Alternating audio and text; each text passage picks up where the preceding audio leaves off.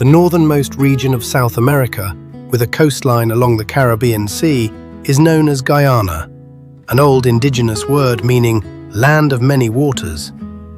For centuries, it was home to the Arawak and Carib peoples, who were very similar despite their rivalry.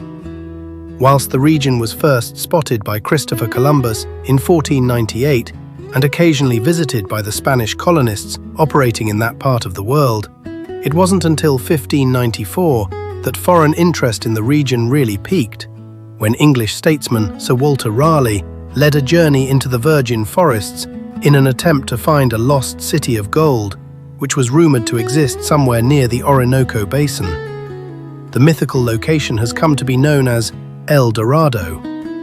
Raleigh's fleet landed at what is present-day Guyana and went in search of the Golden City, which was allegedly located somewhere along the shores of Lake Parima. He didn't find the city or the lake, and his account of the expedition, which was published after he returned to England, really stretched the limits of credulity. Raleigh led a second expedition to find El Dorado in 1616 and was again unsuccessful. When his party ransacked a Spanish outpost in violation of a previous treaty between England and Spain, he was ordered home and executed. By now the region was famous, and so the Dutch, French, English, Spanish, Portuguese, and briefly the Italians all began vigorously exploring the area in search of treasure. Chaos reigned supreme in Guyana over the next few centuries. Conflicts between different settlers over territory, in addition to conflicts between the natives and the settlers over the plundering of natural resources, made life in the region quite hazardous. In the early 19th century, there was some semblance of order, and the region was carved into 3 new colonies: British Guiana, Dutch Guiana, and French Guiana. The parts of Western Guyana under Spanish control were assimilated into their existing colony of Venezuela, just as Portuguese Guiana in the east became part of Brazil. The physical characteristics of all these territories are practically the same. Each has a fertile alluvial foreshore with upward sloping savannas and forests to the unexplored highlands, dense with primeval jungle.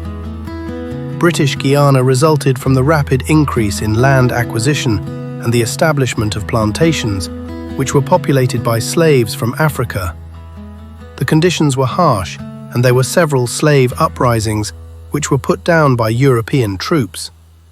The British government later encouraged its own citizens to migrate to the colony, which many did, and it remained a part of the Commonwealth until becoming an independent republic in 1966, upon which it was renamed Guyana. The official language is still English, which means that Guyana, despite being in South America, is not considered part of Latin America. Culturally, Guyana has more in common with the Caribbean than with Latin America. The Caribbean Creole variation on the English language is popular, and they are one of 15 countries that make up the hugely successful West Indies cricket team. Some of the cricketing legends that Guyana has produced over the years include Lance Gibbs, Colin Croft, Clive Lloyd, Alvin Kalikaran, Rohan Kanhai, Shivnarine Chanderpaul, Carl Hooper, and many others. On the downside, Guyana was the location of the infamous Jonestown tragedy, which occurred in November 1978. Jonestown was an isolated agricultural settlement in the north of the country, established by American cult leader Jim Jones, the head of the People's Temple Church in San Francisco. After concerned relatives of cult members lobbied the US government, California Congressman Leo Ryan led a delegation to the commune to investigate the rumors of human rights abuse. On the orders of Jim Jones, the entire cult membership was poisoned, and Congressman Ryan and his team were gunned down. Jones and the other leaders committed suicide. 918 people died in total. The Dutch colony in Guyana followed a similar economic model to their British neighbours, and also imported slave labour from Africa to work in the ever-expanding sugar plantations. With the help of the indigenous tribes, many slaves escaped the plantations and formed a new community deep in the jungles of the Amazon. This group came to be known as the Maroons, and to this day is considered a distinct ethnicity.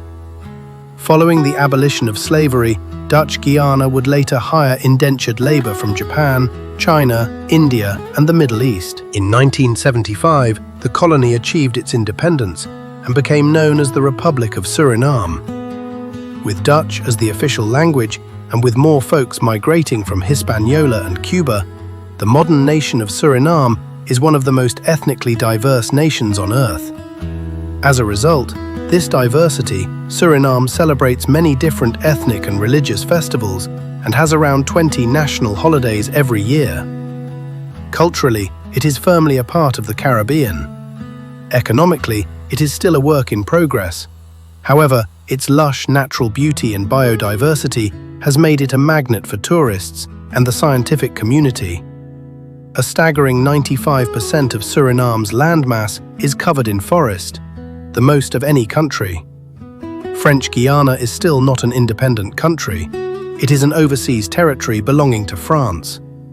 This means that it is officially part of France, and by extension, part of the European Union, despite being very firmly on the continent of South America. The first Europeans to land at this site were the Italians, but they soon abandoned the expedition.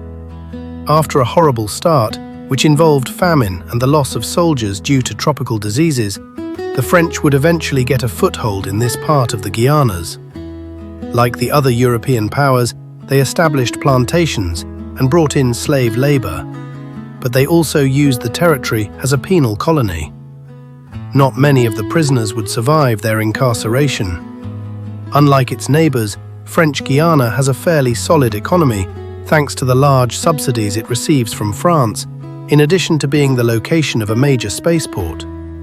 The Guiana Space Center is located in the district of Kourou and is regularly used for rocket launches by the European Space Agency, the French space agency CNES, as well as private companies like Ariane Space and Aza Cosmos. The location is ideal given that it's close to the equator, less energy required for the launch, and is adjacent to the ocean in case of any falling debris or a crash landing.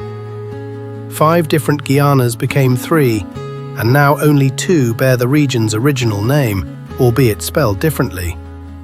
There are various mutterings about French Guiana one day gaining independence, but there's nothing concrete which suggests it's going to happen anytime soon. If it does happen, let's just hope that they follow their neighbors in Suriname and come up with an original name. This magnificent part of the world deserves to be way more famous than it currently is.